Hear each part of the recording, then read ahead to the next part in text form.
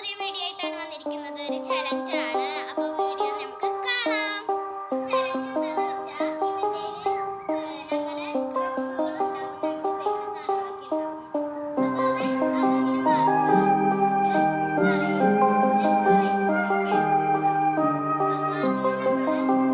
നമ്മൾ ലെഫ്റ്റ് പറയുകയാണെങ്കിൽ അവനത് റൈറ്റ് പറയുകയാണെങ്കിൽ അപ്പോൾ അതാണ് ഗെയിം.